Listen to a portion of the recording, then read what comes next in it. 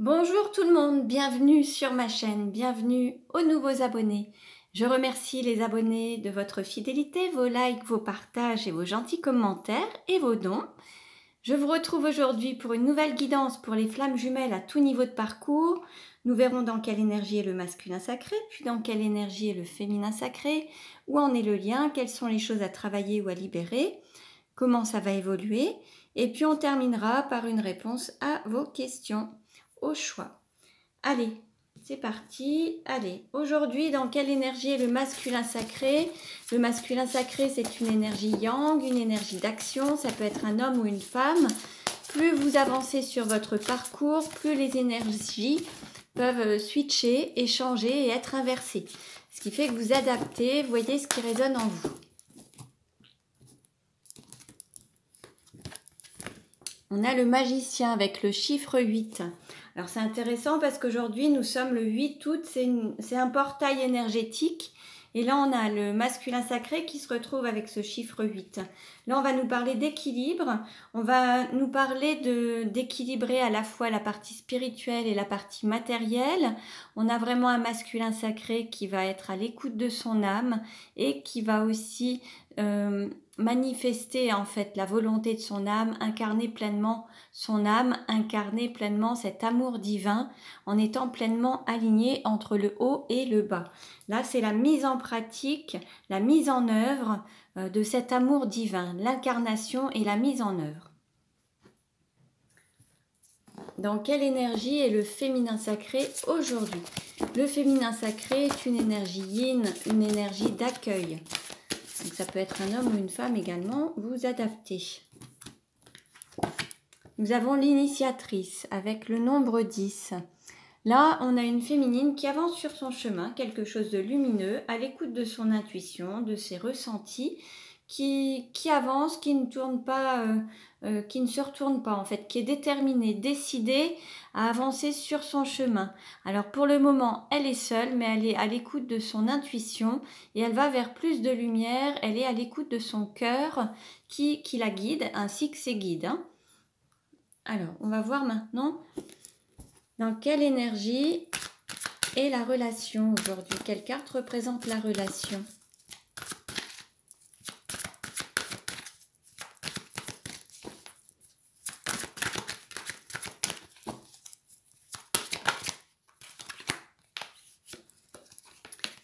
Nous avons la connexion à la terre. Bon, là, on a l'ancrage, on a l'alignement haut-bas, le cœur qui est vraiment au centre entre la spiritualité et l'ancrage.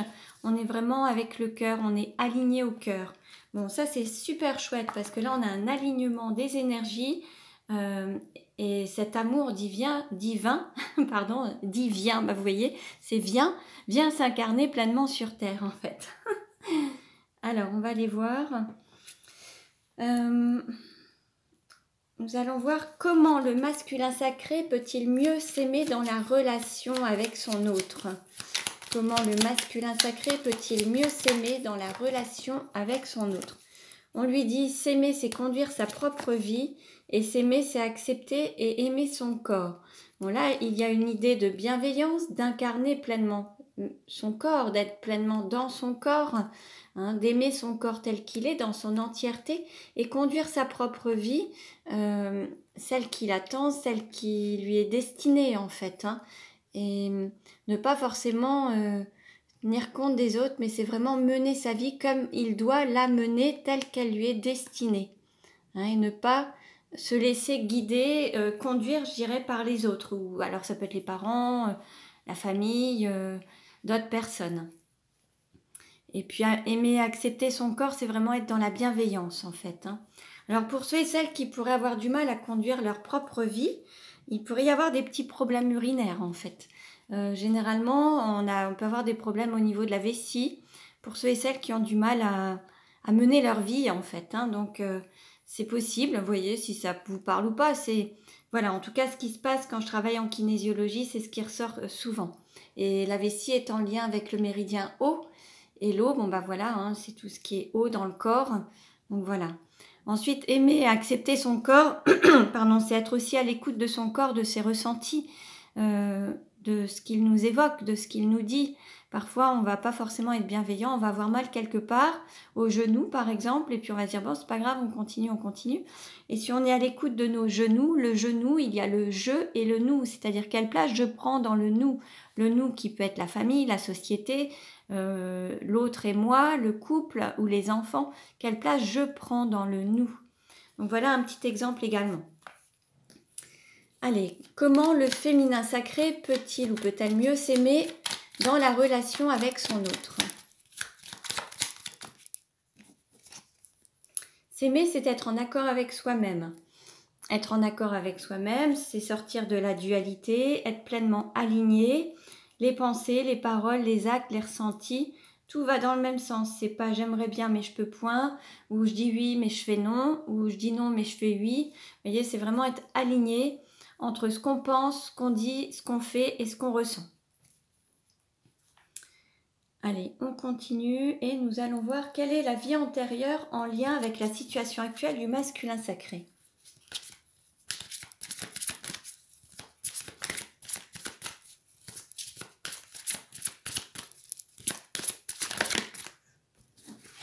On a plusieurs choses.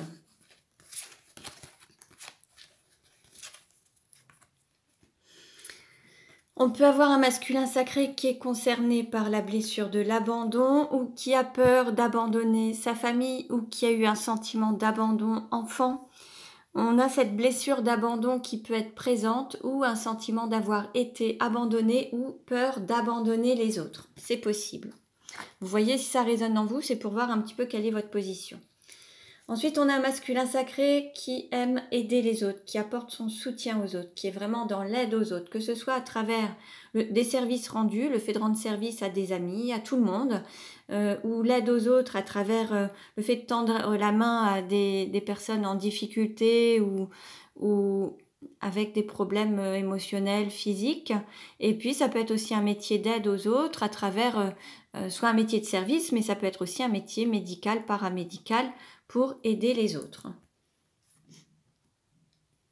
Et puis on a le côté un peu rebelle, c'est-à-dire qu'on a quelqu'un qui est contre un petit peu l'autorité, qui aurait tendance à vouloir aider les plus faibles, à sauver les plus faibles et être contre cette autorité qui pourrait être malveillante en fait. Certains usent de leur autorité ou de leur pouvoir pour assouvir les autres ou avoir une emprise sur les autres.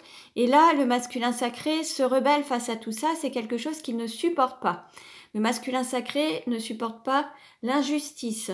Il est contre cette injustice. Et donc aurait tendance à avoir un esprit un peu rebelle, à dire les choses que les autres n'oseraient pas dire. Et ce serait lui qui se porterait parole pour toutes ces choses-là, pour défendre les plus faibles, justement. Vous voyez si ça vous parle ? Et je dirais que avec cette histoire d'injustice, on a un masculin sacré qui refuse aussi sa faiblesse, qui ne veut pas se montrer faible, qui refuse de se plaindre ou autre, parce que pour lui c'est synonyme de faiblesse. Et donc lorsqu'il se fait mal au niveau du corps, lorsqu'il se blesse, il ne va rien dire. Et le moment où celui-ci dira quelque chose, c'est que ce sera vraiment quelque chose de très très grave, d'insupportable, parce que sinon il endure. Donc voilà pour le masculin sacré. Voyez si vous vous retrouvez dans ce profil. Et alors, quelle est la vie antérieure en lien avec la situation du féminin sacré? Et là, on a famille terrestre inconnue. Là, on a un féminin sacré qui s'est peut-être incarné au sein d'une famille qui ne lui correspond pas vraiment, qui est à l'opposé de ses croyances, de ses convictions. On peut avoir aussi une incarnation dans un pays qui n'est pas le pays vraiment d'origine. Il peut y avoir parfois une attirance pour un pays étranger. On va visiter un pays, on s'y sent vraiment comme chez soi. Depuis tout petit, on a cette passion, on adore ce pays. Pourtant, on a l'impression de ne pas... même si on n'y vit pas, on a vraiment l'impression d'adorer et d'avoir la volonté d'y vivre en tout cas. Donc voilà, donc là on peut se retrouver dans cette situation. Je vous demande juste un instant, je reprends dans 2 secondes. Donc voilà pour le féminin sacré. Allez, on continue. Maintenant, nous allons voir dans quelle Quelle est la situation actuelle du masculin sacré?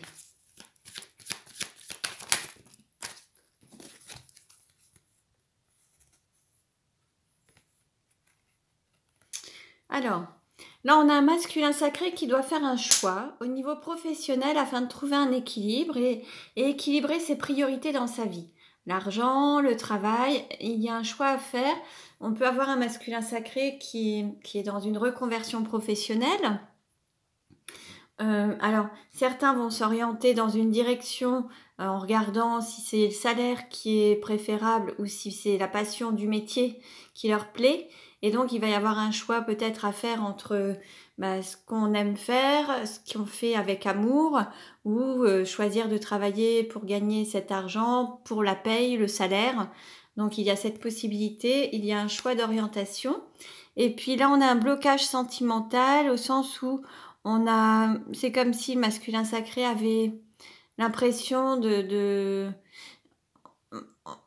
toujours insatisfait. C'est comme s'il y avait tout entre guillemets pour être heureux. Sa coupe est pleine, mais il pense toujours à son autre et c'est pas suffisant. Donc il y a quelqu'un qui lui manque. Donc on pourrait supposer que le masculin sacré peut être en couple, peut-être ou en famille, mais en fait il pense à son féminin et c'est la personne qui lui manque en fait. Où en est le féminin sacré? Après, je dirais aussi qu'en fait, le masculin sacré a tendance aussi à avoir beaucoup d'exigences. Il peut aussi déjà avoir beaucoup de la part de son autre, de son féminin, mais il veut toujours plus. C'est jamais assez, jamais assez, jamais assez. Donc, il en veut toujours plus peut-être pour faire passer un cap où il y a une sorte d'insatisfaction, mais c'est un enfermement dans cette volonté d'avoir toujours plus, toujours plus, toujours mieux. Où en est le féminin sacré dans sa vie actuellement? Cette insatisfaction peut être au niveau sentimental, mais aussi au niveau professionnel et au niveau de l'argent. En se disant qu'il peut avoir tout dans la vie pour être heureux, en fait, matériellement, financièrement, tout va bien, mais c'est jamais assez. Et en fait, peut-être qu'il se bloque par rapport à la relation, parce qu'il voudrait peut-être atteindre un certain niveau financier ou matériel, et c'est jamais, jamais assez. Donc en fait, à partir du moment où il sera toujours dans cette attente d'avoir toujours plus ou de gagner toujours plus et toujours mieux, il sera jamais satisfait. Il y aura cette insatisfaction permanente. Où en est le féminin sacré dans sa vie actuellement?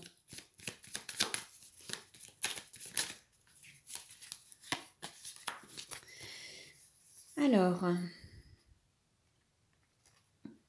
là, on a un féminin sacré qui se fie vraiment à ses guides, aux anges, qui se laisse vraiment guider par son intuition, ses guides. Et c'est ce qui va lui permettre de maintenir une sécurité matérielle, financière, de maintenir cette situation en fait, d'être vraiment dans une sécurité en étant à l'écoute de son intuition et de ses guides. On va dire qu'il est protégé parce qu'il écoute son intuition, donc toutes les décisions qui lui sont transmises par ses guides sont justes afin qu'il maintienne cette sécurité en lui, à l'intérieur et à l'extérieur de lui ou elle. Hein. Puis vous voyez, en dos de deck, on a la femme stable, complétude, réussite professionnelle. On peut avoir un féminin sacré qui soit une femme hein, et qui retrouve justement cette complétude financière, cette stabilité financière. Mais bon, vous adaptez à votre situation. Allez, on continue et nous allons voir quels sont les sentiments du masculin sacré pour le féminin sacré. Bon, il y a une ouverture du cœur, il y a des choses qui vont bouger, qui vont avancer. On va dire que la clé de la relation se trouve entre les mains du masculin sacré. C'est lui qui détient les clés pour peut-être reprendre le contact, la situation, mais c'est lui qui a les clés pour faire avancer les choses. En fait, dans votre relation, c'est lui qui a un petit peu la clé, qui a l'élément qui peut faire avancer les choses. Alors, il envisage peut-être aussi de déménager. C'est possible, hein. Quels sont les sentiments du féminin sacré envers le masculin sacré? Là, on a un féminin sacré. Alors là, cette fois-ci, c'est un homme qui fait comme si de rien n'était. C'est quelqu'un qui se montre un petit peu distant. Alors ça peut être, alors en effet, le féminin sacré peut être un homme.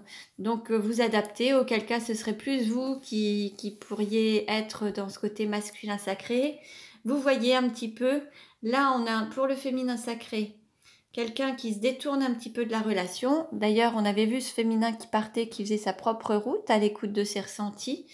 Et là, on a un masculin sacré qui détient la clé pour faire avancer les choses. Comment le masculin sacré souhaite-t-il se projeter avec le féminin sacré?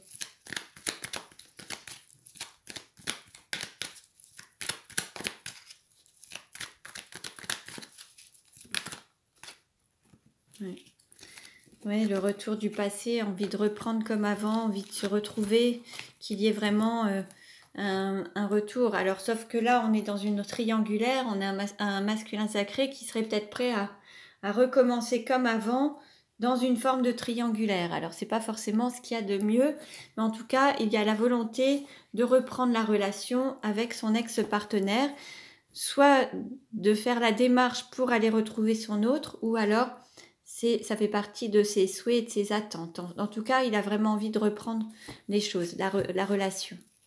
Alors, est-ce que ça va venir du masculin sacré ou du féminin sacré? Comment le masculin sacré se projette-t-il avec le... Pardon, comment le féminin sacré se projette-t-il avec le masculin sacré?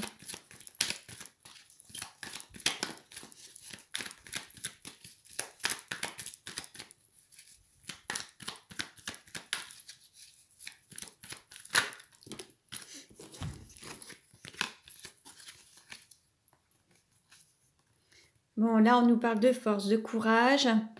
On a un féminin sacré qui est prêt à faire preuve de courage afin de... Il y a comme une lutte et il y a eu aussi le fait d'avancer d'un pas, de reculer de deux, une sorte d'instabilité. Il y a peut-être la volonté de faire aussi comme s'il était fort ou comme si elle était forte. Il y a une lutte peut-être. Peut-être qu'actuellement il y a une quête d'harmonie, l'envie d'être à deux. Et il va falloir peut-être faire comme un bras de fer, une lutte à celui qui sera le plus fort. Il y a peut-être une lutte à avoir avec une énergie tierce pour pouvoir se lancer pleinement dans la relation. Ou alors il est prêt à mener un combat afin d'avoir vraiment cette fin, cet happy end en fait, hein, quelque chose où on est heureux, la vie en rose en fait. Et là, on va dire qu'il y a la force et le courage d'avancer. Là, cette fois-ci, il y a la force et le courage quand même. Je vais reprendre une carte supplémentaire. Comment le féminin sacré se projette-t-il avec le masculin sacré?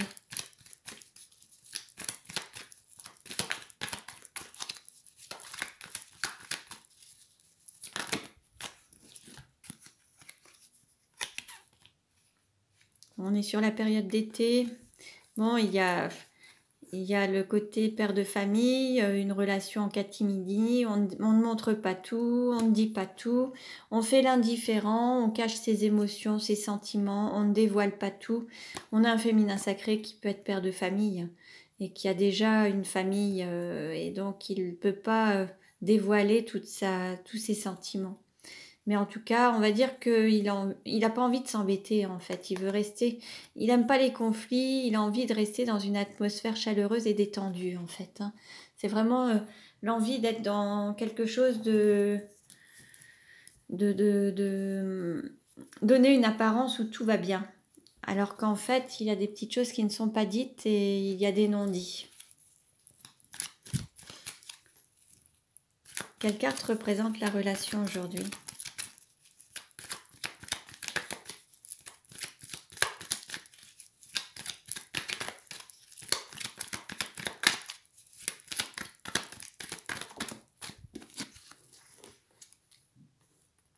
Bon, il y a encore un karma à guérir.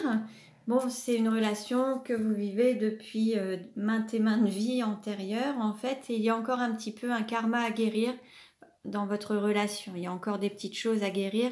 Il y a encore des choses à équilibrer pour que vous puissiez être pleinement bien. Vous voyez, on a encore quelques difficultés à dépasser qui viennent du karma justement lié aux vies passées, des nœuds karmiques que vous avez accumulés entre guillemets avec les vies passées. Il y a eu certains nœuds qui ont été créés. L'idée étant que à partir du moment où on ne choisit pas le lien d'une vie à une autre, ça crée des nœuds karmiques. Et là, il y a des choses à épurer. Après, c'est pas forcément lié à l'un et l'autre directement. Ça peut être aussi des énergies tierces, ce qui fait qu'il peut y avoir des karmas à régler avec les énergies tierces. Et là, on a le fait de garder confiance parce que la foi soulève les montagnes et l'amour aussi. Et il y a justement ce choix. Il y a un choix à faire par rapport à une sorte de couple. En fait, il y en a un des deux, ou vous deux peut-être, qui est déjà engagé dans une relation, qui peut être marié, et il y a ce fameux timing divin, et ce qui fait que vous pourriez vous retrouver, mais en étant plus âgé. Pas tout de suite. Il se peut que vous ayez encore des choses à régler, et vous vous retrouverez encore quand vous serez peut-être un petit peu plus âgé. Bon, à voir, selon le parcours de chacun. On va voir avec les autres cartes un petit peu ce que ça nous dit. Où en est la relation? Quelles sont les choses à travailler ou à libérer?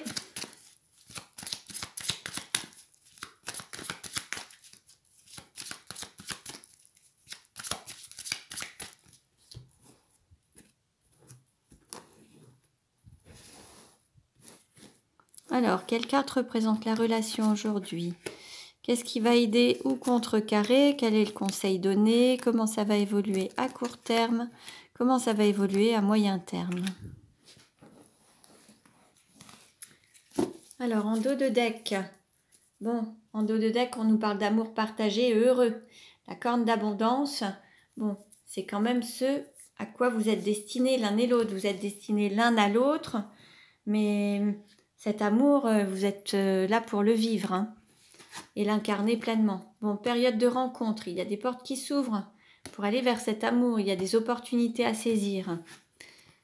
On nous parle d'enfant intérieur, peut-être ce qui peut bloquer aussi, c'est parce que l'un ou l'autre ou les deux peuvent avoir aussi des enfants et restent avec une énergie tierce parce qu'il y a justement les enfants, ce qui peut être aussi cette énergie tierce.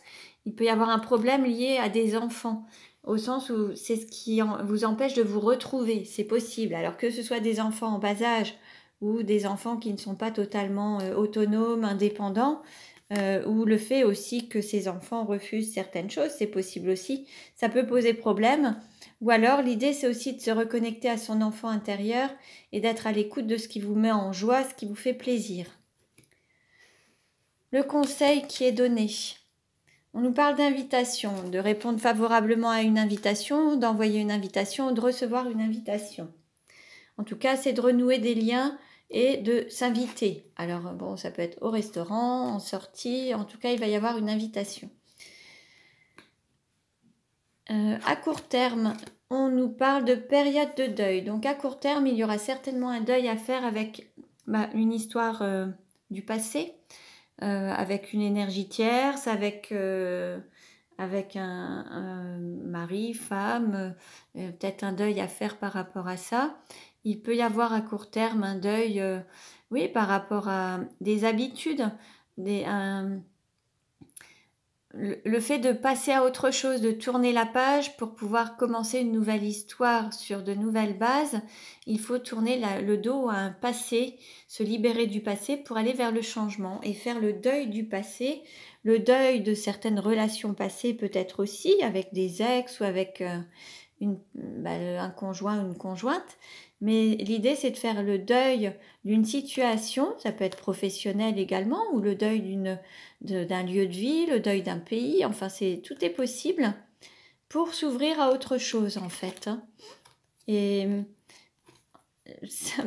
en fait, ça va être le fait de faire le deuil de vieilles habitudes pour en reprendre de nouvelles. Ça va vous permettre quitter certaines vieilles habitudes pour reprendre de nouvelles habitudes, une nouvelle routine en fait. Il y a tout un changement à effectuer, mais pour aller vers une nouvelle routine, de nouvelles habitudes. Forcément, les habitudes se créent lorsque il y a la répétition de certaines choses. Donc, en arrêtant certains schémas, vous allez en créer des nouveaux qui deviendront par la suite des habitudes puisque vous serez amené à vous les refaire régulièrement. Et puis, en fait, c'est ça, vous allez passer un cap comme ça au fur et à mesure. Bon, très bien. Alors, maintenant, nous allons voir... En tout cas, bon, l'idée, c'est vraiment qu'il y ait vraiment cet amour partagé et heureux au final, puisque vous êtes destinés. La question à laquelle on va répondre, c'est quand est-ce que j'aurai les nouvelles que j'attends? Alors, vous allez penser à cette question, quand est-ce que j'aurai les nouvelles que j'attends? Et moi, je vais prendre 3 cartes et vous choisirez. Alors, quand aurez-vous des nouvelles que vous attendez?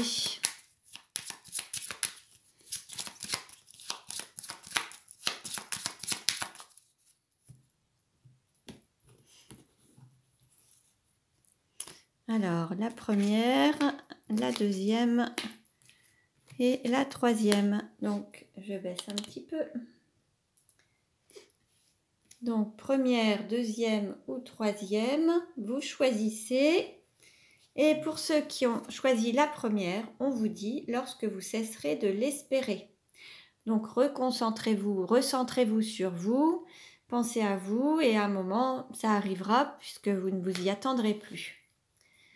Pour ceux qui ont choisi la deuxième, l'information est presque complète et va ensuite vous arriver.